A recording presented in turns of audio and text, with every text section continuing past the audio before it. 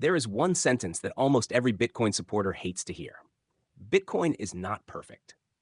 But here's something even more uncomfortable. If someone tells you Bitcoin is perfect, they probably don't understand Bitcoin as deeply as they think they do. Every meaningful invention in history came with compromises. The airplane sacrificed comfort for the ability to fly.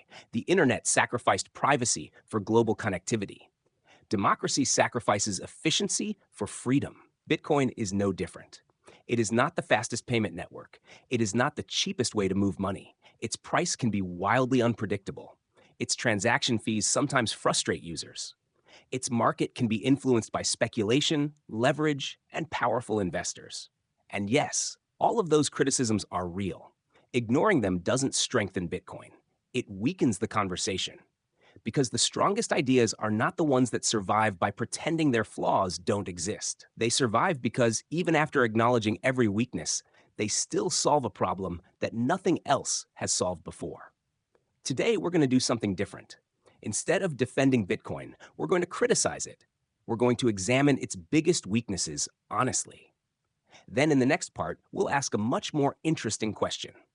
Why do some of the smartest investors, engineers, cryptographers, and economists in the world continue to dedicate their lives to something that is clearly imperfect? Let's begin with the criticism everyone knows. Bitcoin is slow, painfully slow by modern standards.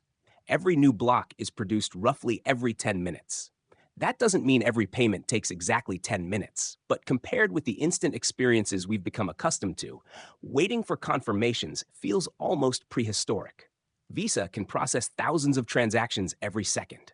Modern payment applications allow you to tap your phone and walk away almost instantly. Banks settle millions of transactions every day. Compared to these systems, Bitcoin appears hopelessly outdated. Imagine comparing a high-speed bullet train with an old freight train climbing a mountain. One seems built for speed. The other seems almost stubbornly slow. If speed were the only thing that mattered, Bitcoin would lose the competition before it even started. Many newcomers look at these numbers and immediately conclude that Bitcoin can never become global money. On the surface, that seems like a perfectly reasonable conclusion. But speed isn't Bitcoin's only challenge. Transaction fees can become surprisingly expensive. During periods of heavy demand, users compete for limited block space. The result is simple economics: higher demand, limited supply, higher fees. There have been moments in Bitcoin's history when sending a relatively small amount of money required paying fees that felt completely unreasonable. Imagine buying a $20 item while paying $15 just to complete the transaction.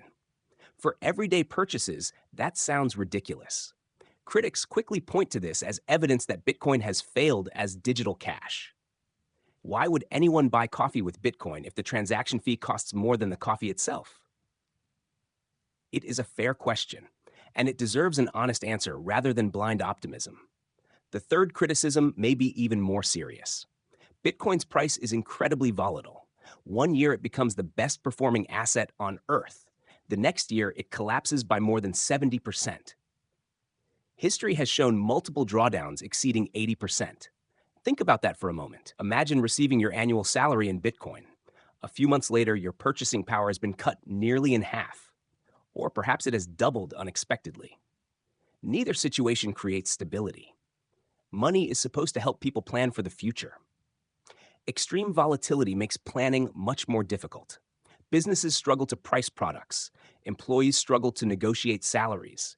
Families struggle to budget. Even many Bitcoin supporters admit that this remains one of Bitcoin's biggest obstacles to becoming a widely used medium of exchange. Then comes another uncomfortable reality. The Bitcoin market can be manipulated. This surprises many people. After all, isn't Bitcoin decentralized? Yes, the Bitcoin network itself is decentralized, but the market surrounding Bitcoin is a completely different story. Large holders, often called whales, possess enormous influence. Institutional investors move billions of dollars with a single decision. Highly leveraged traders amplify both fear and greed. Major exchanges concentrate significant liquidity. Financial news spreads emotional reactions across social media within minutes. Rumors trigger buying. Panic triggers selling. Liquidations trigger even larger liquidations. Suddenly, price movements become less about fundamental value and more about human psychology interacting with leverage. Some people mistake this for a flaw in Bitcoin itself. Others recognize that markets have behaved this way for centuries. Either way, the experience can be brutal. A newcomer buys near the top, fear takes over during a crash, they sell at a loss. Months later, the market recovers without them. This emotional cycle repeats again and again. Not because Bitcoin forces people to behave irrationally, because people often do. Another criticism focuses on energy consumption. This is perhaps the most controversial subject surrounding Bitcoin. Around the world, headlines regularly describe Bitcoin as wasting enormous amounts of electricity. The numbers can sound shocking. Entire countries are sometimes used as comparisons. For someone hearing these statistics without context, the conclusion seems obvious. Why should digital money consume so much energy? In an era where societies are trying to reduce carbon emissions, Bitcoin appears to move in the opposite direction. Supporters and critics have debated this issue for years. Some argue that Bitcoin secures an entirely new form of property rights. Others argue that the environmental cost remains too high. Regardless of where someone stands, pretending the debate doesn't exist serves no one. It is a legitimate question. Any technology that consumes significant resources deserves serious examination. There is also another criticism that receives less attention but matters deeply. Bitcoin is difficult for ordinary people. The technology itself is not particularly intuitive. Private keys, seed phrases, hardware wallets, cold storage, multi-signature security. To experienced users, these concepts become second nature. To newcomers, they can feel overwhelming. Lose your private keys, and there is no customer support to call. Send funds to the wrong address, and there is no bank manager who can reverse the transaction. Forget your recovery phrase, and your wealth could disappear forever. This level of personal responsibility is both empowering and frightening. Many people simply don't want that burden. They prefer convenience over absolute control, and perhaps that preference is perfectly understandable. Finally, Bitcoin faces criticism from governments and regulators. Some countries embrace it, others restrict it. Others remain undecided. Its legal treatment continues to evolve around the world. For businesses and investors, this uncertainty creates additional risk. Policies change, tax rules change, regulatory frameworks continue to develop. No one can honestly claim that Bitcoin's future path is completely free from political uncertainty. When you place all of these criticisms together, the picture becomes surprisingly bleak. Bitcoin is slow. It can be expensive. Its price swings wildly. Its market experiences speculation and manipulation. It consumes substantial energy. It demands personal responsibility that many people are uncomfortable accepting. And it continues to operate in an evolving regulatory landscape. If this were the entire story, investing time, money, or attention into Bitcoin would seem irrational. In fact, if someone only looked at this list of weaknesses, they might reasonably conclude that Bitcoin is one of the most impractical monetary experiments ever created. Yet something remarkable has happened. Despite every one of these criticisms, Bitcoin has not disappeared. It has survived exchange collapses, government bans, media attacks, massive price crashes, technological skepticism, academic criticism, and countless predictions of its imminent death. Not only has it survived, but year after year, some of the world's brightest computer scientists, mathematicians, investors, entrepreneurs, and software engineers continue to study it, improve infrastructure around it, and allocate serious capital to it. That creates an extraordinary paradox. Either millions of intelligent people have collectively misunderstood one of the most important technologies of our time, or they are seeing something that most people are missing. Because perhaps the real question has never been whether Bitcoin has flaws. Every revolutionary technology has flaws. The real question is whether those flaws are bugs or deliberate trade-offs made to achieve something far more valuable. And that is exactly where our journey continues. At this point, we can finally ask the question that matters. If Bitcoin is slow, if it can be expensive, if its price is unpredictable, if its market is driven by speculation, why hasn't the world simply built something better? After all, thousands of cryptocurrencies now exist. Many of them promise faster transactions, lower fees, greater scalability. Some can process tens of thousands of transactions every second. Others settle payments almost instantly. On paper, many appear technically superior. Yet after more than 15 years, Bitcoin remains the benchmark against which every other cryptocurrency is measured. That should make us pause. Perhaps we have been asking the wrong question. Most people ask, is Bitcoin better? The top 0.1% tend to ask something different. What problem was Bitcoin actually trying to solve? Because if you misunderstand the problem, every comparison becomes misleading. Imagine criticizing a cargo ship because it cannot win a Formula One race, or criticizing a bank vault because its door is too heavy. Those criticisms are technically true, but they completely miss the purpose of the design. Bitcoin was never built to win a speed contest. It was built to answer a much more difficult question. Can humanity create money that does not require trust in a central authority? That question changes everything. Throughout history, every monetary system has relied on someone: a king, a government, a central bank, a commercial bank, a payment company. Someone always stood in the middle. Someone kept the ledger. Someone could freeze accounts. Someone could change the rules. Someone had the final say. Bitcoin asked a radical question. What if nobody had that power? What if the rules were enforced by mathematics instead of institutions? What if ownership could be verified without asking permission from anyone? Suddenly, the design decisions begin to make sense. Bitcoin is slower because thousands of independent computers around the world must agree before history can be updated. That process takes time. Could Bitcoin be made much faster? Of course. But every shortcut introduces another question. Who gets to decide which transactions are valid? Who operates the faster servers? Who controls the upgraded network? Who becomes powerful enough to influence everyone else? Every increase in efficiency often comes with an increase in trust. Bitcoin deliberately chooses the opposite direction. It sacrifices speed to minimize trust. It sacrifices convenience to maximize independence. This is not an accident. It is the foundation of the entire system. The same logic applies to transaction fees. People often complain that Bitcoin fees become expensive. That criticism is understandable. But block space is intentionally limited, not because the developers forgot how to increase it, but because unlimited block space would eventually make it impossible for ordinary people to run their own full nodes.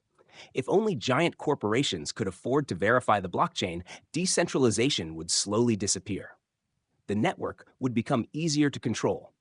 The trade-off is obvious: cheap forever, or decentralized for decades. Bitcoin chose the second option. Its volatility follows a similar pattern. People often expect Bitcoin to behave like the US dollar, but the dollar has had generations to establish itself as the world's dominant currency. Bitcoin is still remarkably young. No new monetary asset has ever achieved global adoption overnight. Gold experienced long periods of instability throughout history. National currencies have risen and fallen. Entire monetary systems have collapsed. Price discovery is rarely smooth. Does that guarantee Bitcoin will eventually become stable? No. There are no guarantees, but volatility alone does not prove failure. Sometimes it reflects a market trying to determine the value of something that has never existed before. Then there is the criticism of manipulation. Yes, Bitcoin's market experiences speculation. Yes, whales influence prices. Yes, leverage creates dramatic swings. But this reveals something important. Markets can be manipulated. Ownership cannot. A trader may temporarily influence price. They cannot create more than 21 million Bitcoin. They cannot rewrite the monetary policy. They cannot secretly inflate the supply. They cannot decide that next year there will suddenly be 25 million coins instead. This distinction is enormous. Price is determined by people. Supply is determined by protocol. For the first time in monetary history, those two forces have been separated. That may be one of Bitcoin's most revolutionary characteristics. Now consider the comparison people love to make. Visa is faster. That statement is true, but it also compares two fundamentally different systems. Visa is a payment network. Bitcoin is a monetary network. Visa moves promises. Bitcoin moves final ownership. When you pay with a credit card, multiple trusted institutions stand behind the transaction. Banks, payment processors, card issuers, fraud departments, legal systems. Bitcoin asks whether those layers of trust can be replaced by cryptography and distributed consensus. That is a completely different objective. Comparing Bitcoin directly to Visa is like comparing email to the internet itself. Email is one application. The internet is the underlying infrastructure. One exists because the other exists. They operate at different layers. Another criticism claims that Bitcoin threatens governments. Perhaps that is the wrong way to think about it. Bitcoin does not force anyone to abandon traditional money. It does not require people to stop using banks. It simply introduces another option. History shows that competition often improves systems. The existence of email did not eliminate physical mail. Streaming did not completely eliminate movie theaters. Digital photography did not erase painting. New technologies rarely replace everything. Instead, they expand human choice. Bitcoin offers another form of ownership, another monetary system, another way to transfer value across borders without requiring permission from an intermediary.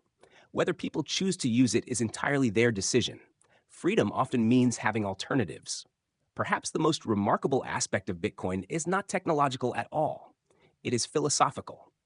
For thousands of years, civilization assumed that money required a ruler. Someone had to issue it. Someone had to control it. Someone had to decide who could participate. Bitcoin challenged that assumption. It demonstrated that monetary rules could exist independently of political power. Whether that experiment ultimately succeeds remains unknown. History has not finished writing the answer. But even asking the question has already changed the global conversation about money. Central banks now discuss digital currencies. Governments study blockchain technology. Financial institutions offer Bitcoin products. Universities teach courses about decentralized systems. The world did not ignore Bitcoin. The world responded to it. That alone tells us something significant. So where does that leave us? Bitcoin is not perfect. It never claimed to be. It asks users to accept difficult compromises. It demands patience. It demands responsibility. It demands an understanding that some conveniences are intentionally sacrificed. Many people will conclude that these trade-offs are unacceptable. That is a perfectly reasonable position. Others will conclude that monetary independence is worth those sacrifices. That is also a reasonable position. The future will determine which perspective proves more influential. But one thing is already clear. The conversation is no longer about whether Bitcoin is flawless. It never was. The conversation is about whether humanity benefits from having at least one form of money that no government can print at will, no corporation can control, no individual can rewrite, no central authority can quietly change behind closed doors. If Bitcoin ultimately fails, the world will continue much as it always has. Governments will issue money. Banks will process payments. Central institutions will remain at the center of finance. But if Bitcoin succeeds, humanity may experience something entirely unprecedented. For the first time in history, there could exist a truly global monetary network that belongs to everyone because it belongs to no one. A system where participation depends not on nationality, not on politics, not on wealth, but simply on access to mathematics and an internet connection. That possibility alone explains why millions of thoughtful people continue to study Bitcoin despite every criticism. Not because they believe it is perfect, but because they recognize that perfection has never been the standard for history's greatest inventions. The internet of the 1990s was slow. Personal computers crashed constantly. The first mobile phones were bulky, expensive, and impractical. None of those technologies changed the world because they were flawless. They changed the world because they solved problems that had never been solved before. Perhaps Bitcoin belongs in that same category. Or perhaps it does not. Only time will tell. But maybe the most important question is no longer whether Bitcoin is perfect. Maybe the real question is this: can a civilization create money that requires trust in no individual, no company, and no government? And if the answer is yes, how much imperfection are we willing to accept in exchange for that freedom? That is a question far bigger than Bitcoin itself. It is a question about the future of money, and perhaps the future of human freedom.